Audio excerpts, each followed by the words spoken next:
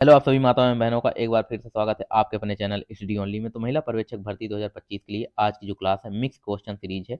इस क्लास में आपको सभी सब्जेक्ट के क्वेश्चन देखने को मिलेंगे, जैसे कि कंप्यूटर के क्वेश्चन हो गए और चाइल्ड डेवलपमेंट हो गया और पोषण एवं न्यूट्रिशन। ये सारे सब्जेक्ट इस क्लास में कवर किए जाएंगे, ठीक है। और क्लास नंबर की बात करें तो आज की जो क्लास है क्लास नंबर 5 है। बाकी सारी क्लासेस इसकी ऑलरेडी डली है और पर्टिकुलर सब्जेक्ट वाइज भी क्लासेस डली हैं।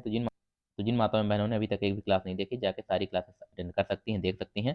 और साथ ही इन सभी क्लासेस की पीडीएफ के लिए आप लोग हमारा जो टेलीग्राम चैनल है, जिसका लिंक आपको वीडियो के डिस्क्रिप्शन में मिल जाएगा, वहां से टेलीग्राम चैनल ज्वाइन करके आप सभी क्लासेस की पीडीएफ भी प्राप्त कर सकती हैं, ठीक। अगर टोटल बात करें आपके एग्जाम की, तो 200 नंबर आपके एग्जाम में आने हैं, जो कि 200 नंबर का टोटल आपका एग्जाम होगा और इसकी फुल तैयारी हमारे द्वारा कराई जा रही है, ठीक है। और रैपिड फायर सीरीज है, अंतिम समय जो कि आपका रिवीजन का, वो हमारे द्वारा कराया जा रहा है। बाकी डिटेल में जो क्लासेस हैं वो सारी क्लासेस डली हैं, साथ ही सभी सब्जेक्ट वाइज मैराथन क्लासेस भी डली हैं। तो जिन माताओं बहनों ने अभी तक एक भी क्लास नहीं देखी, जाके देख सकती हैं। और जिन माताओं एवं बहनों को क्लासेस पसंद आती हैं, वो लोग चैनल को सब्सक्राइब और वीडियो को लाइक जरूर कर लें, क्योंकि हम आप सभी के लिए महिला पर्यवेक्षक भर्ती 2025 से रिलेटेड सभी सब्जेक्ट की क्लासेस लेकर डेली आते हैं। तो चलिए आइए स्टार्ट करते हैं आज की क्लास। सबसे पहले क्वेश्चन नंबर फर्स्ट की बात करते हैं। क्वेश्चन नंबर फर्स्ट दिया गया है कि स्वामित्व योजना का संबंध किससे है, यानी कि ये आपके सामने ऑप्शन दिए गए हैं। स्वामित्व योजना क्या है, तो इसका जो राइट आंसर है ऑप्शन सी है, पंचायती राज मंत्रालय से। स्वामित्व योजना जो है पंचायती राज मंत्रालय से संबंधित है। फिर इसके बारे में आगे बात करते हैं, तो यह एक केंद्रीय क्षेत्र की योजना है, यह एक केंद्रीय योजना है जिसे 24 अप्रैल 2021 को राष्ट्रीय पंचायती राज दिवस के अवसर पर राष्ट्रीय स्तर पर लॉन्च किया गया था, ठीक है। और अगर आपसे पूछा जाएगा कि पंचायती राज दिवस कब आता है, तो 24 अप्रैल को हर साल मनाया जाता है, ठीक।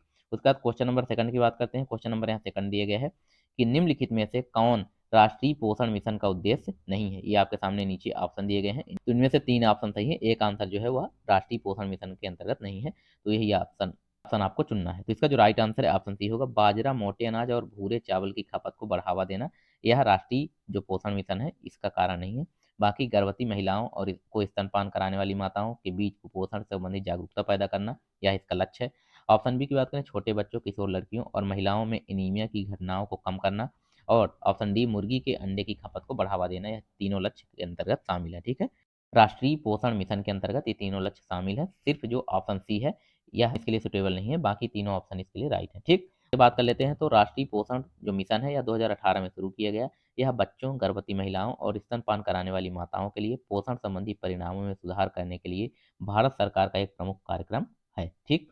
उसके बाद क्वेश्चन नंबर थर्ड की बात करते हैं। क्वेश्चन नंबर थर्ड दिया गया है, एमएस वर्ड 2007 अधिकतम फंड साइज, जो फंड साइज होता है क्या है, ठीक। एमएस वर्ड 2007 से पूछा जा रहा है, तो इसमें अधिकतम फंड साइज जो होता है वो क्या होता है, जिसे फॉन्ट के लिए मैनुअल रूप से टाइप करके सेट किया जा सकता है। तो इसका जो राइट आंसर ऑप्शन सी होगा, यानी कि 1638 अधिकतम जो साइज है 1638 है और मिनिमम साइज जो है 1 से स्टार्ट होती है, ठीक। 1 से लेकर 1600 जो 38 तक है इसकी मैक्सिमम साइज रखी गई है, ठीक है। इसमें आगे बात कर लेते हैं, तो एमएस वर्ड 2007 में फंड के लिए मैनुअल रूप से टाइप करके सेट किया जा सकने वाला जो अधिकतम फंड का आकार है 1638 पॉइंट है। यह फंड आकार 1 पॉइंट से, यानी कि मिनिमम जो इसकी साइज है 1 पॉइंट से स्टार्ट होता है, 1638 पॉइंट तक के बीच यह जा सकता है, ठीक है। और इसके बाद इसमें 0.5 के गुणकों में, जैसे कि 10.5 या 105.5 या 105.5 किसी भी आकार में टाइप किया जा सकता है, ठीक है। यह इसके आकार की साइज के बारे में बताया जा रहा है कि पॉइंट वाइज भी इसके आकार को सेट किया जा सकता है, लेकिन 0.5 का अंतर ही रहेगा, ठीक है। उसके बाद क्वेश्चन नंबर फिर 4 की बात करते हैं। क्वेश्चन नंबर यहाँ 4 दिया गया, निम्नलिखित में से कौन सा जानवरों का एक तीव्र वायरल रोग है जो मनुष्यों में एक संक्रमित जानवर के काटने से फैलता है। ये आपके सामने ऑप्शन है, तो इसका जो राइट आंसर है ऑप्शन सी, यानी कि रेबीज जो होता है, यह जानवरों का एक तीव्र वायरल रोग है जो मनुष्यों में एक संक्रमित जानवर के काटने से फैलता है। ज़्यादातर यह कुत्तों के काटने से मनुष्यों में फैलता है, ठीक है। फिर उसके बाद इसमें आगे बात कर लेते हैं, तो रेबीज जिसे हाइड्रोफोबिया भी कहते हैं, इसे इसका जो सेकंड नाम है हाइड्रोफोबिया या लिसा भी कहा जाता है, केंद्रीय तंत्रिका तंत्र को तीव्र सामान्य, यानी कि इसका जो असर होता है हाइड्रोफोबिया का, यह केंद्रीय तंत्रिका तंत्र पर असर करता है, ठीक है। तीव्र सामान्य रूप से घातक वायरल बीमारी है जो आमतौर पर घरेलू कुत्तों और जंगली मांसाहारी जानवरों के बीच एक काटने से फैलती है, ठीक है। और वायरस, इसमें जो वायरस होता है, तो रब्डो वायरस, इसका जो वायरस का नाम है रब्डो वायरस, अक्सर रेबीज रोगी को जानवरों की लार ग्रंथियों में मौजूद होता है, ठीक है। यह जानवरों की लार ग्रंथियों के द्वारा क्रिएट होता है। और वायरस की बात करें तो रब्डो वायरस इसका नाम है, ठीक है। इसलिए बोला जाता है कि जब कुत्ता किसी को काट ले तो तुरंत जाके रेबीज का इंजेक्शन लगवाना चाहिए, क्योंकि अगर आपने टाइम पर इंजेक्शन नहीं लिया तो अगर एक बार आपको रेबीज हो गया तो फिर आपको बचाया नहीं जा सकता है, ठीक है। उसके बाद इसमें क्वेश्चन नंबर 5 की बात करते हैं। क्वेश्चन नंबर 5 देखिए, उपभोक्ता संरक्षण अधिनियम 2019 के तहत निम्नलिखित में से कौन सा उपभोक्ताओं के अधिकार है, ये आपके सामने ऑप्शन है। ऑप्शन ए की बात करें जीवन और संपत्ति के लिए खतरनाक वस्तुओं और सेवाओं के विपणन के बचाव का अधिकार। ऑप्शन बी की बात करते हैं माल या सेवाओं की गुणवत्ता, मात्रा, शक्ति, शुद्धता, मानक और कीमत के बारे में सूचित किए जाने का अधिकार।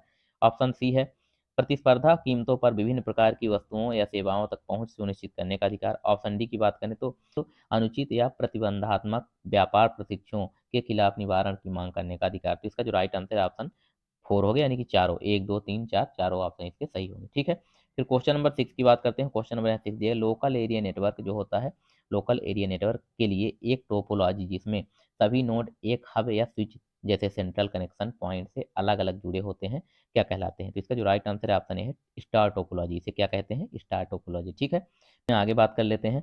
तो एक जो लोकल एरिया नेटवर्क के लिए एक टोपोलॉजी जिसमें सभी नोड एक हब या स्विच से सेंट्रल कनेक्शन पॉइंट से अलग अलग जुड़े होते हैं, इसे स्टार टोपोलॉजी कहते हैं। ठीक है, आप डायग्राम के माध्यम से देख सकते हैं। फिर अब आते हैं मेश टोपोलॉजी में। तो प्रत्येक उपकरण में प्रत्येक अन्य उपकरण के लिए एक समर्पित पॉइंट टू पॉइंट लिंक होता है। ये आप मेश टोपोलॉजी देख सकते हैं, आपको ये डायग्राम में दिख जाएगा। फिर इसके बाद बस टोपोलॉजी की बात करते हैं। तो बस टोपोलॉजी में एक लंबी केबल एक नेटवर्क में सभी उपकरणों को जोड़ने के लिए एक आधार के रूप में कार्य करती है। इधर आप ये देख सकते हैं बस टोपोलॉजी का आपको डायग्राम दिख रहा है। ठीक, ये सारे ऑप्शन आपको डायग्राम के माध्यम से समझाए जा रहे हैं जिससे कि आपको कंफ्यूजन ना हो और आप में जैसे ही आए आपके माइंड में क्लिक कर जाए। फिर इसका रिंग टोपोलॉजी की बात करते हैं। तो रिंग टोपोलॉजी में प्रत्येक उपकरण में एक समर्पित पॉइंट टू पॉइंट कनेक्शन होता है जिसके दोनों ओर केवल दो उपकरण होते हैं। ठीक है, अब प्रत्येक उपकरण अपने संबंधित रिपीटर से जुड़ा होता है।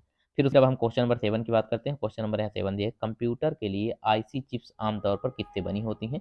ये आपके सामने ऑप्शन है। तो इसका जो राइट आंसर है ऑप्शन बी है सिलिकॉन की। कंप्यूटर जो चिप्स होती हैं, जो मोबाइल में भी अपनी चिप्स लगती हैं, सारी चिप्स से वो सिलिकॉन की बनी होती है। किसकी, सिलिकॉन की। ठीक है, फिर इसके बाद इसमें आगे बात कर लेते हैं तीसरी पीढ़ी के जो कंप्यूटर ट्रांजिस्टर ट्रांजिस्टर के स्थान पर इंटीग्रेटेड सर्किट यानी कि आईसी का इस्तेमाल करते थे। जो तीसरी पीढ़ी के कंप्यूटर थे ट्रांजिस्टर के स्थान पर आईसी यानी कि इंटीग्रेटेड जो सर्किट है उसका इस्तेमाल करते थे। फिर इसके बाद क्वेश्चन नंबर 8 की बात करते हैं। क्वेश्चन नंबर 8 दिया गया है कि ग्रामीण विद्युतीकरण योजना प्रारंभ हुई, यानी ग्रामीण विद्युतीकरण योजना कब प्रारंभ हुई, ये आपके सामने ऑप्शन है। तो इसका जो राइट आंसर है ऑप्शन यानी 1969-70 में ग्रामीण विद्युतीकरण योजना प्रारंभ हुई। ठीक है, फिर इसमें आगे बात कर लेते हैं। तो स्वतंत्रता के बाद बिजली के लाभों को उपनगरीय और ग्रामीण क्षेत्रों तक बढ़ाने और बिजली क्षेत्र को व्यापक रूप से संबोधित करने के लिए बिजली आपूर्ति अधिनियम 1948 लागू किया गया, जहां राज्यों को राज्य बिजली बोर्ड एसईबी बनाने की शक्ति प्रदान की गई थी। ठीक, फिर क्वेश्चन नंबर 9 की बात करते हैं। क्वेश्चन नंबर 9 दिया गया है कि भारत सरकार की जन धन योजना के बारे में निम्नलिखित में से कौन सा सही नहीं है। ठीक है, कौन सा ऑप्शन सही नहीं है। इसमें आपको 4 ऑप्शन है जिसमें से 3 ऑप्शन सही है, एक ऑप्शन गलत है, वो आपको इसमें देखना है। ऑप्शन ए की बात करें, इसे 15 अगस्त 2015 को भारतीय प्रधानमंत्री द्वारा यानी कि प्रधानमंत्री मोदी जी के द्वारा आरंभ किया गया था। ऑप्शन बी की बात करें, खाता धारकों को बिना न्यूनतम शेष के बैंक खाते प्रदान किए जाएंगे। ऑप्शन सी की बात करते हैं, इसमें प्रत्येक खाता धारक को रुपए कार्ड जारी किए गए जाएंगे। ऑप्शन डी, हर खाता धारक को 1 लाख रुपए तक के दुर्घटना बीमा कवर किया जाएगा। तो इसका जो राइट आंसर ऑप्शन ए होगा कि जो शुरुआत है वो 28 अगस्त 2014 को शुरू किया गया था। ठीक है, यह आंसर गलत है, बाकी इसमें तीनों ऑप्शन जो है वो राइट है। ठीक, फिर इसके बारे में आगे बात कर लेते हैं। जन धन योजना 28 अगस्त 2014 को भारतीय प्रधानमंत्री जो कि प्रधानमंत्री नरेंद्र मोदी जी के द्वारा शुरू की गई थी। ठीक, फिर क्वेश्चन नंबर 10 की बात करते हैं। क्वेश्चन नंबर 10 दिए गए निम्नलिखित में से किसके लिए नियंत्रक एवं महालेखक परीक्षक सीएजी जो होते हैं लेखा परीक्षक के रूप में कार्य करता है। तो इसका जो राइट आंसर है ऑप्शन डी होगा, ए और बी, यानी कि संघ सरकार के लिए भी और राज्य सरकार के लिए। ठीक, जो कैग है यह दोनों के लिए कार्य करता है, इनका हिसाब किताब देखता है। ठीक, हिसाब किताब देखने के लिए कैग का निर्माण किया गया है लेखा परीक्षक का। फिर इसके बाद इसमें आगे बात करते हैं। तो भारत के नियंत्रक और महालेखा परीक्षक को भारतीय संविधान के अनुच्छेद 148 के तहत भारत के राष्ट्रपति द्वारा नियुक्त किया जाता है। ठीक है, जो कैग होते हैं महालेखक परीक्षक, इनको 148 अनुच्छेद 148 के द्वारा भारत के राष्ट्रपति जी के द्वारा नियुक्त किया जाता है, ये आपको ध्यान रखना है। और जो है भारत के पहले नियंत्रक और महालेखा परीक्षक कैग थे। फिर इसके बाद क्वेश्चन नंबर 11 देखते हैं। क्वेश्चन नंबर 11 है निम्नलिखित में से कौन मध्य प्रदेश सरकार की मुख्यमंत्री कौशल्या योजना के लाभार्थी हैं।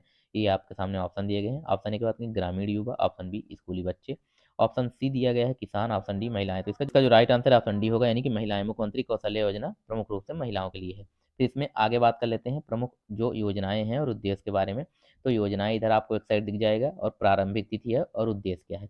तो सबसे पहली योजना की बात करें जनधन योजना जो है 28 अगस्त 2014 को लॉन्च की गई थी और ग्रामीण क्षेत्रों सहित बैंकिंग सेवाओं से अधिक लोगों को जोड़ना इसका टारगेट था।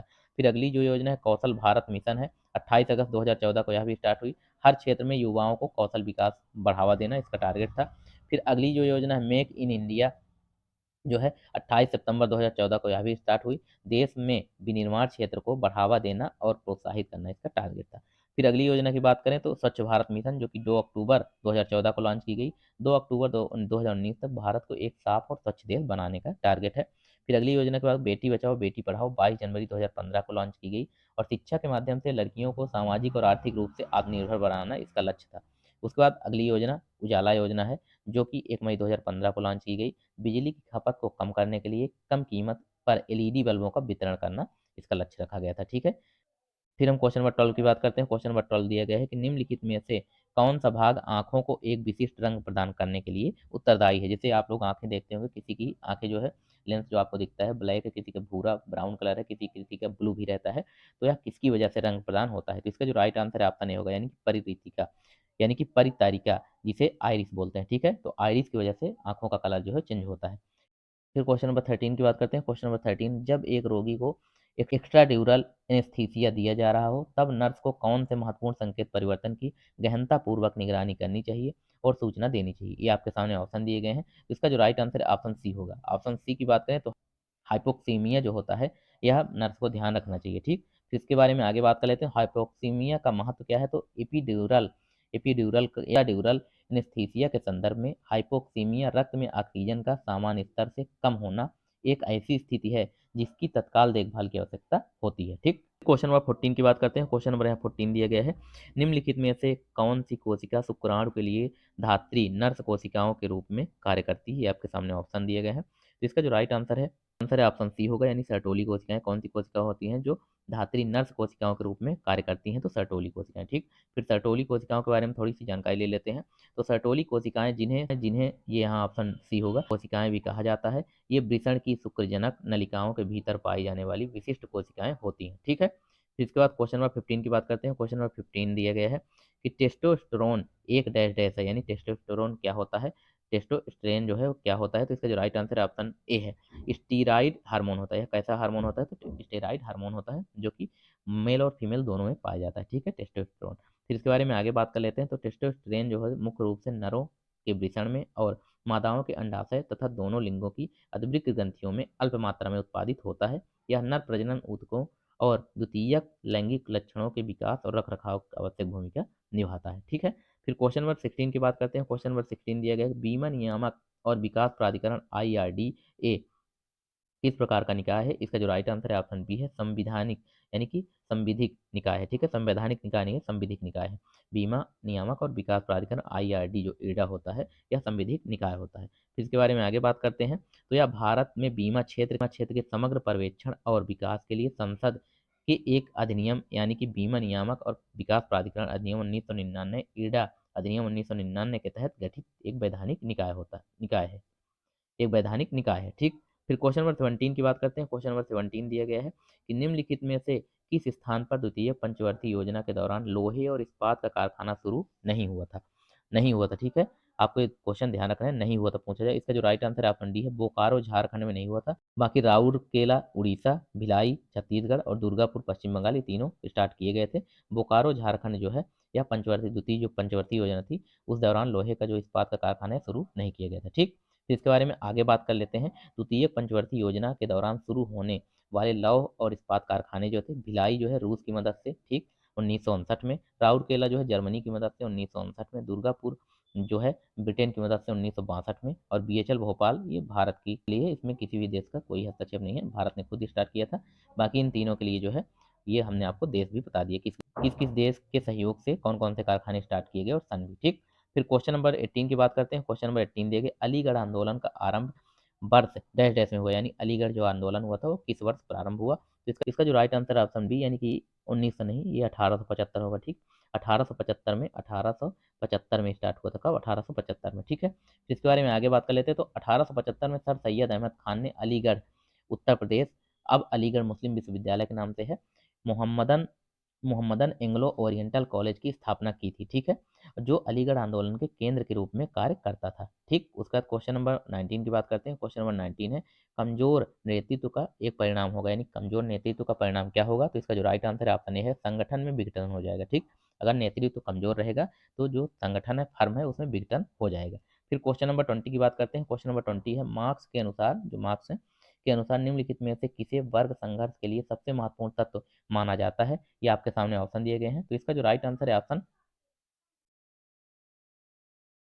तो इसका जो राइट आंसर है ऑप्शन बी होगा, ठीक। वर्ग चेतना को सबसे महत्वपूर्ण तत्व माना जाता है।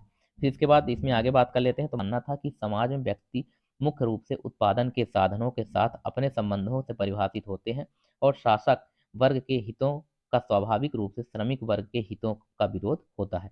फिर क्वेश्चन नंबर 21 की बात करते हैं। क्वेश्चन नंबर 21 है निम्नलिखित में से कौन सी फसल ऊर्जा आवश्यकता के लिए प्रोटीन का प्रमुख स्रोत है। ये आपके सामने ऑप्शन है। ऑप्शन ए की बात करें मक्का, ऑप्शन बी गेहूं, ऑप्शन सी अरहर या ऑप्शन डी अलसी। तो इसका जो राइट आंसर है ऑप्शन सी अरहर, जो कि दाल है और दालों में अधिकतम प्रोटीन की मात्रा पाई जाती है, ठीक है। मक्का गेहूं जो है कार्बोहाइड्रेट के प्रमुख स्रोत है, अलसी जो है ऑयल यानी वसा का प्रमुख स्रोत।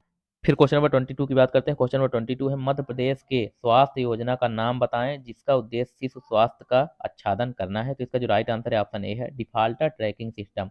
मध्य प्रदेश के स्वास्थ्य योजना का नाम जो है डिफाल्टर ट्रैकिंग सिस्टम है, जिसका उद्देश्य शिशु स्वास्थ्य का आच्छादन करना होता है। फिर इसके बाद क्वेश्चन नंबर 24 की बात करते हैं। क्वेश्चन नंबर 24 है डिस्क की मुख्य डायरेक्टरी को क्या कहा जाता है, यानी डिस्क की जो मुख्य डायरेक्टरी है उसे क्या कहा जाता है। ये आपके सामने ऑप्शन है, जो राइट आंसर है ऑप्शन ए होगा, यानी कि उसे रूट कहा जाता है, ठीक है। रूट को डिस्क की मुख्य डायरेक्टरी के रूप में जाना जाता है। फिर इसके बाद इसमें आगे बात कर लेते हैं। फाइल सिस्टम में रूट डायरेक्टरी जो फाइल है हायरचै की टॉप लेवल डायरेक्टरी होती है। फिर इसके बाद क्वेश्चन नंबर 25 की बात करते हैं। क्वेश्चन नंबर 25 है एथलीट्स फूट क्या है, यानी कि एथलीट्स जो फूट होता है क्या होता है। तो इसका जो राइट आंसर है ऑप्शन ए है एक कवक त्वचा संक्रमण रोग होता है। एथलीट फूट जो होता है एक कवक त्वचा संक्रमण रोग होता है, ठीक। और इसके बारे में अगर आगे हम बात कर लेते हैं तो यह एक कवक संक्रमण रोग है जो पैर की त्वचा की ऊपरी परत को प्रभावित करता है, खासकर जब यह नर्म नम, जो लोग ज़्यादा सॉक्स पहने रहते हैं और सॉक्स गीले हो जाते हैं, इसलिए इसे एथलीट फूट कहा जाता है, क्योंकि खिलाड़ी जो है ज़्यादातर सॉक्स और शूज पहने रहते हैं तो उनको ये प्रॉब्लम होती है, ठीक। इसीलिए इसको इसमें एथलीट फूट नामकरण इसे दिया गया है, ठीक, क्योंकि खिलाड़ी को ज़्यादा होता है, खिलाड़ियों को, और वो ज़्यादातर सॉक्स वगैरह पहने रहते हैं, इसलिए जहाँ नमी होती है, नम होता है, वहीं यहाँ अपना संक्रमण फैलता है। तो ये आपके 25 जो क्वेश्चन है, जो कि मिक्स क्वेश्चन थे, इसमें आपके सारे सब्जेक्ट हमने कवर किए थे। और इसी प्रकार की सीरीज के लिए आप लोग जिन माताओं एवं बहनों को क्लासेस पसंद आई हो, लोग चैनल को सब्सक्राइब और वीडियो को लाइक जरूर कर लें, और साथ ही बेल आइकन भी प्रेस कर लें, क्योंकि हम आप सभी के लिए डेली महिला पर्यवेक्षक भर्ती 2025 से रिलेटेड सभी सब्जेक्ट की क्लासेस लेकर आते हैं। तो मिलते हैं आप सभी से नेक्स्ट क्लास में, तब तक के लिए आप सभी का धन्यवाद।